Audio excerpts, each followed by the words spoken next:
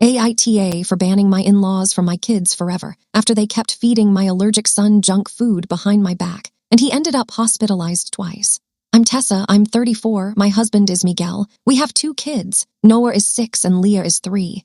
And Noah has a severe food allergy that we have managed since he was a toddler, the kind that is not a rash and a nap. It is an ambulance if we miss something.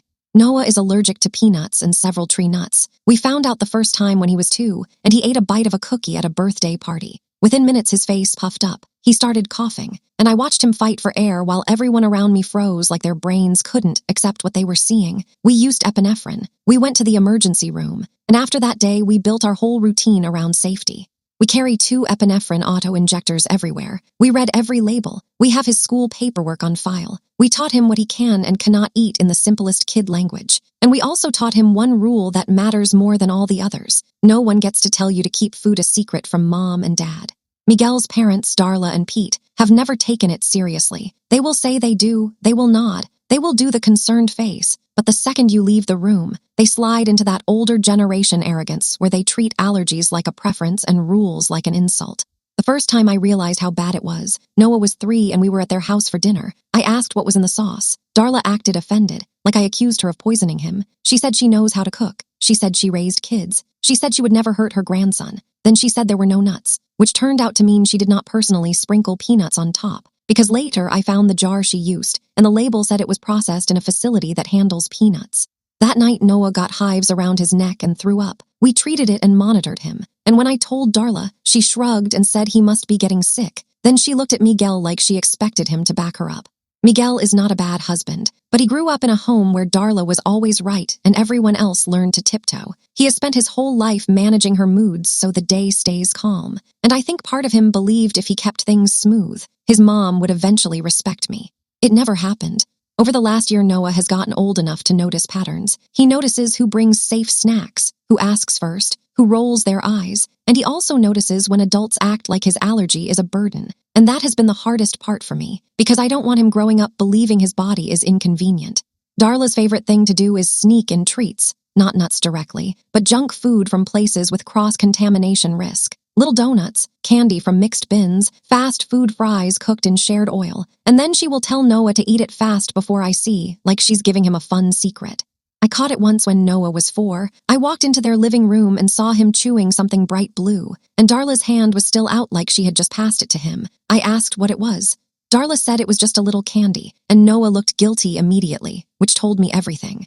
I asked to see the packaging. Darla claimed she threw it away. I asked Noah where she got it. Noah said Grandma said it was fine and Mom worries too much. And when I confronted Darla, she laughed and said I'm turning him into a fragile kid.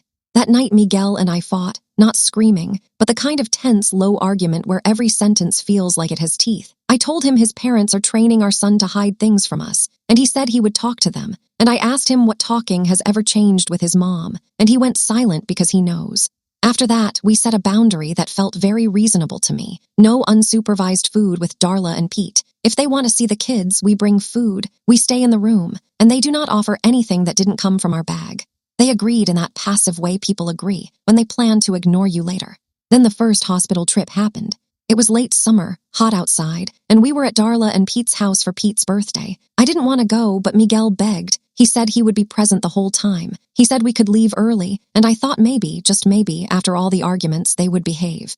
Noah had his safe snack box. I had my emergency kit, and I thought we were fine. Then I stepped into the kitchen to help Miguel carry plates. I was gone maybe 5 minutes, and when I came back, Noah was sitting on the patio with Darla, licking something sticky off his fingers. My brain went cold. I asked what he was eating. Darla said it was just a little ice cream treat, one of those novelty bars, and she said she checked the ingredients. I asked to see the wrapper. Darla hesitated, then tried to fold it up like it was trash, and I took it out of her hand and read it, and it had the exact words I dread, may contain peanuts. I felt my whole body go into emergency mode. I looked at Noah. He was still smiling, still fine, and that is the part people don't understand about anaphylaxis. There is often a window where your child looks normal and you are the only person in the room who knows a cliff is coming. I asked Noah if his mouth felt funny. He said his tongue felt itchy, and within minutes his voice changed. He started coughing, and his eyes got watery.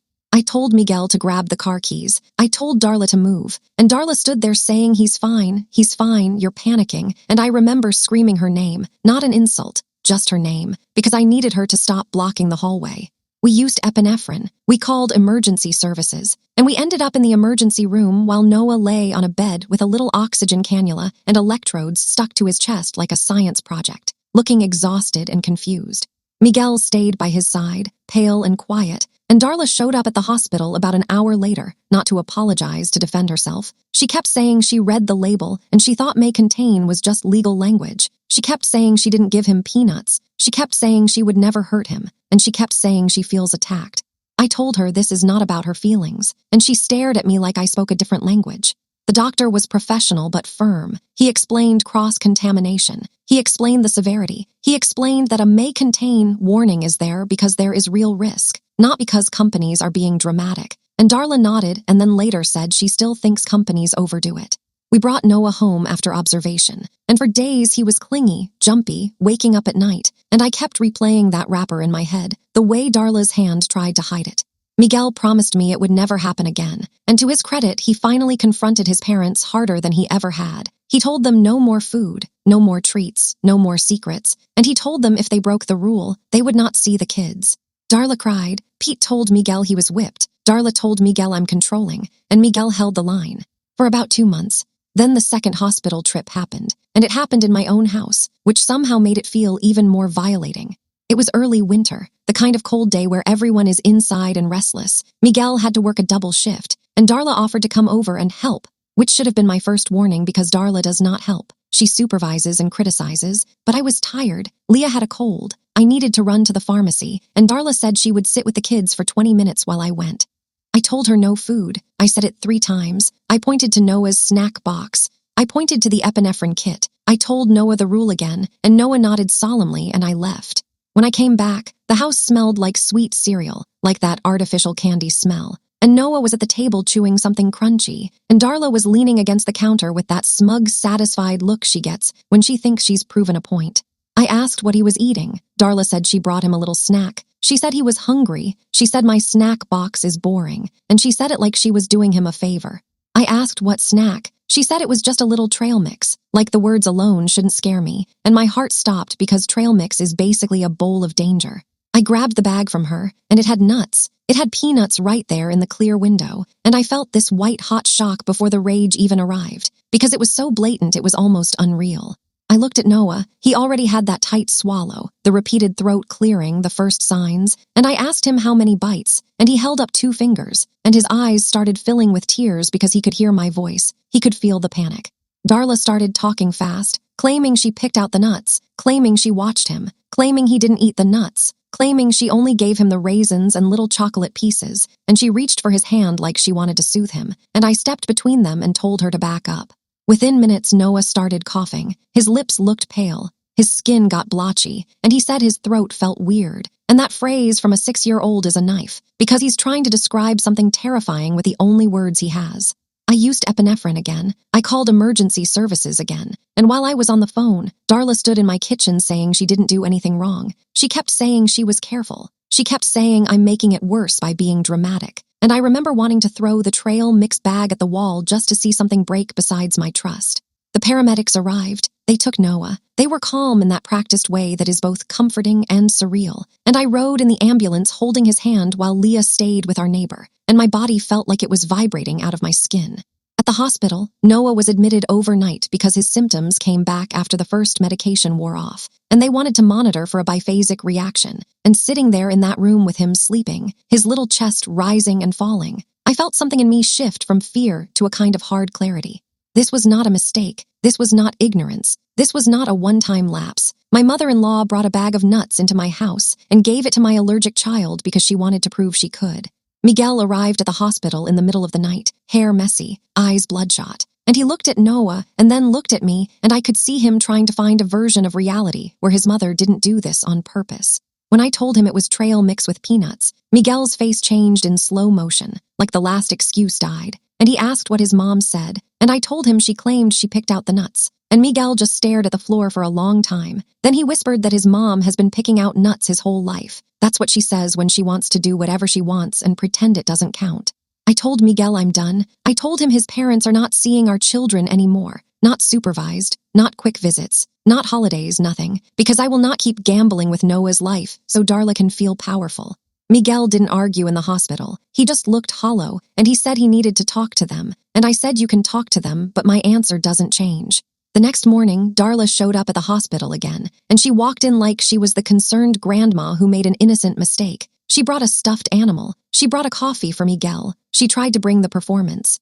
I told her to leave. I said it quietly but clearly, and Darla's face tightened, and she started crying immediately, saying I'm keeping her from her grandkids, saying she was trying to help, saying she didn't think it would happen, saying it was an accident.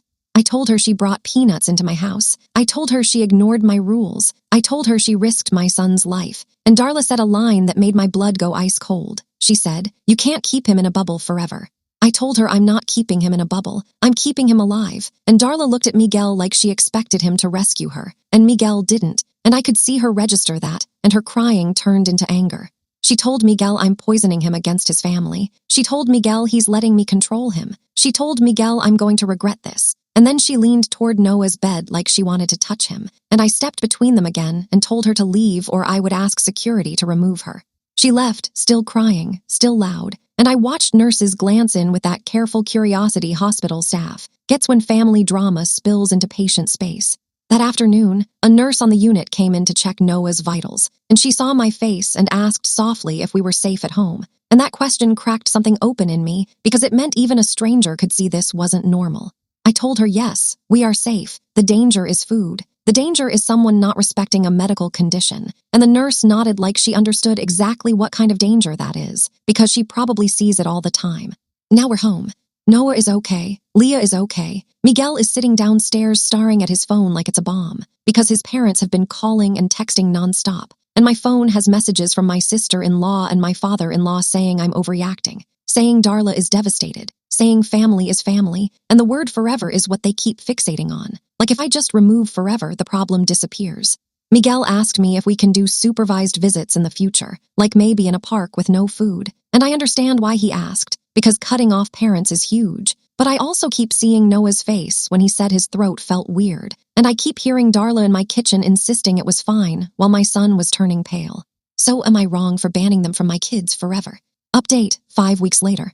The first week after Noah came home, Miguel tried to bargain with reality, not with me exactly, but with the situation. He kept saying maybe his mom finally learned, maybe she was embarrassed, maybe this scared her straight, and I told him you don't get scared straight by something you refuse to name, and Darla refused to name what she did. She kept calling it a misunderstanding.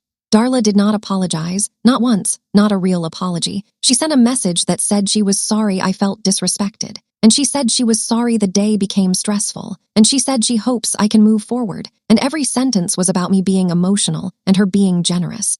Miguel finally called her and put her on speaker so I could hear, because I told him I refuse to be the invisible villain in conversations I'm not allowed to witness. And Darla did the same thing she always does when she gets cornered. She cried, she blamed, she minimized, then she attacked.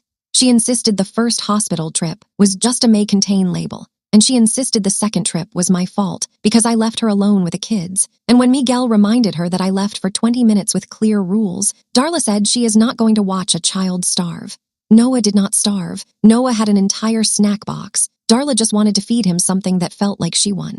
Miguel asked her why she brought trail mix with peanuts into my house, and there was a long pause, and Darla finally said, because he wanted it. That was her whole defense. The child wanted it. Miguel asked her why she didn't call me, why she didn't wait, why she didn't choose any of the safe food in the pantry. And Darla snapped that she shouldn't have to ask permission in her son's house. And that was the real truth. It wasn't about Noah. It was about Darla refusing to accept that my home is not her kingdom. After that call, Miguel sat on the couch with his head in his hands and said he doesn't know who his mom is anymore. And I told him this is who she has always been. You just never had to see it aimed at your child's airway. Noah has been different since the second hospitalization. Not in a dramatic way, in a quiet, wary way. He asks me to check food twice. He asks if places are safe. He asks if Grandma Darla is mad at him. And that last question made me feel like I was choking, because Darla managed to make him feel responsible for her feelings. I told Noah Grandma Darla is responsible for her own choices, and that he is not in trouble, and Noah nodded, but he still watches the door when the house is quiet, like he expects someone to show up. Then the thing happened that pushed this from painful to terrifying, and it came from my son's mouth, not from Darla's phone calls. Noah was in the bath one night, playing with plastic cups, and he said casually that Grandma Darla told him not to tell me about the snack, because Mom gets too mad. He said it like he was repeating a rule, like he was repeating something an adult taught him about how to manage me.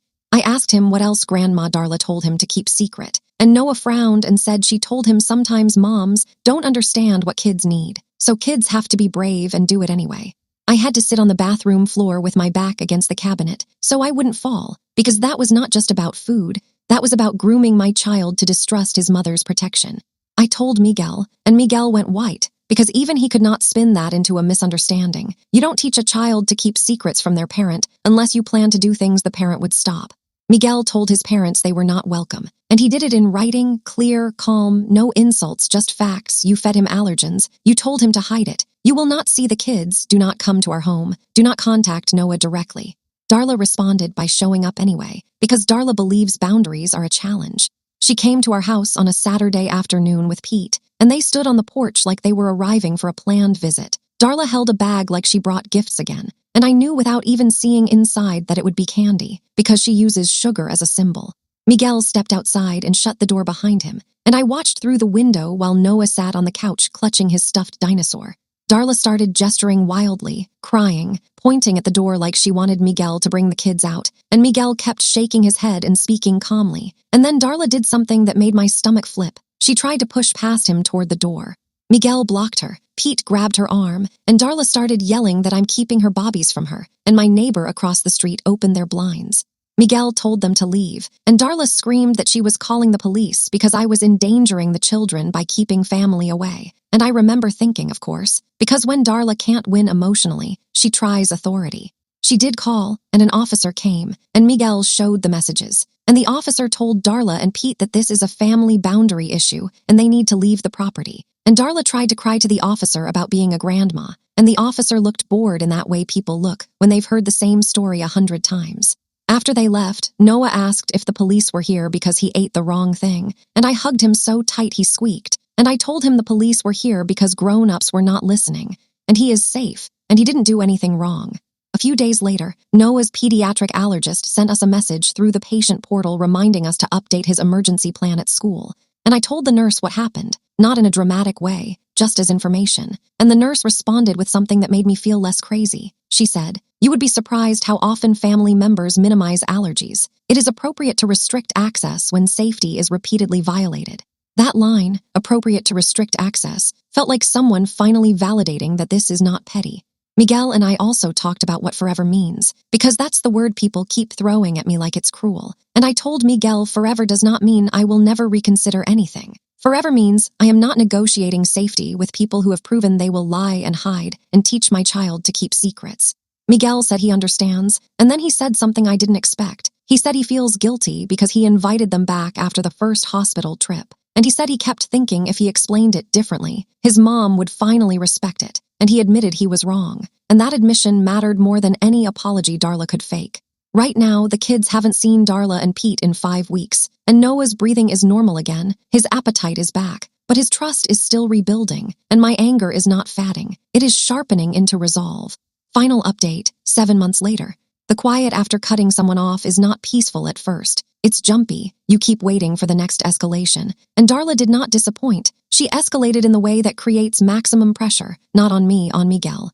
She started calling him at work, leaving voicemails crying about how she is sick with grief. She started sending him photos of Miguel as a child with captions about how she used to protect him. She started messaging his siblings saying I am abusive and controlling. And she started telling extended family that I am making up Noah's allergy severity to keep the kids to myself. Miguel's sister, Celine, showed up at our house one evening without warning, and she tried to play mediator. She said Darla is devastated. She said Darla would never intentionally hurt Noah. She said I need to stop making everything a punishment, and I let her talk until she ran out of momentum. Then I asked her one question. I asked her if she believes an allergy that requires epinephrine is real. Celine said yes, of course, and I asked her if she believes giving trail mix with peanuts to a peanut allergic child is safe, and she hesitated, then said no. And I asked her if she believes telling a child to hide food from his mother is acceptable, and Celine's face changed, because even she couldn't defend that without admitting what it is. Celine left that night quieter, and 2 days later she texted Miguel that she is not getting involved anymore, which in their family language was basically her admitting she knows Darla was wrong, but she doesn't want Darla's anger aimed at her. Darla then tried a different route. She mailed a package addressed to Noah with big letters, and inside was a stuffed bear and a bag of candy, no ingredient labels, just loose wrappers, and I felt my chest tighten because it was like a threat disguised as affection. Miguel took it straight to the trash outside, and Noah watched from the doorway and asked if Grandma Darla sent it, and Miguel said yes, and Noah asked if he is allowed to feel sad, and Miguel told him yes, and then Miguel said the line I needed Noah to hear from his father. He said, "You can love someone and still not be safe with them." After that, we did the practical things, the boring things that keep kids alive. We updated school pickup lists. We updated the allergy action plan. We told the school no one is authorized besides me and Miguel. We told our neighbor what to do if anyone shows up claiming family rights. And we also got Noah into a few sessions with a child therapist who specializes in medical anxiety, because Noah started panicking at birthday parties even when we brought safe cupcakes. He would ask if anyone touched the knife. He would ask if the frosting was contaminated, and I realized he didn't just have an allergy, he had trauma. The therapist helped him name it, helped him build scripts like, "No thank you, I need to ask my mom," and helped him understand that his body is not wrong for reacting. It is protecting him, and over time the tightness in his shoulders eased. As for Darla and Pete, the final escalation happened 3 months ago, and it ended any lingering doubt that no contact was the right choice. Darla tried to go through Leah, because Leah is younger and easier to charm. She showed up at Leah's preschool pickup one afternoon and told the front office she was the grandmother, and she was there to surprise the kids. The preschool called me immediately because we had already warned them, and they did not release Leah. But Darla stood in the lobby crying loudly until staff told her she needed to leave. When I arrived, Darla tried to hug me like nothing happened, and I stepped back, and she started shouting that I'm turning her grandchildren against her, and that she has rights, and she said she would keep coming until I stopped being cruel. The director told her she was trespassing and would call law enforcement if she didn't leave, and Darla finally left, but not before she turned and said, loud enough for staff to hear, that she hopes my kids don't die because I'm too strict to let them live. I drove home shaking, not because I felt threatened physically, but because that sentence was pure poison. It was her trying to flip the reality, like her risking my child's life was somehow me being strict. Miguel filed a formal no trespass notice after that, and he did it without me asking, because he finally understands that hopping Darla will behave is not a plan. Since then, there has been no contact, no visits, no surprise drop-offs, and the air in our home feels different. It feels safer. It feels like I am not constantly scanning for someone trying to slip my son a snack to win a power game. Do I still feel the sting of forever? Yes, because I didn't marry Miguel planning to break a family. I married him planning to build one. But the truth is that Darla and Pete broke the trust first, and they broke it twice in the most dangerous way possible. Noah hasn't been hospitalized again. He still carries his epinephrine kit. He still asks questions. But now when he asks, the adults around him answer honestly and protect him instead of rolling their eyes. And that is the kind of normal I will choose every time, even if someone else calls it extreme.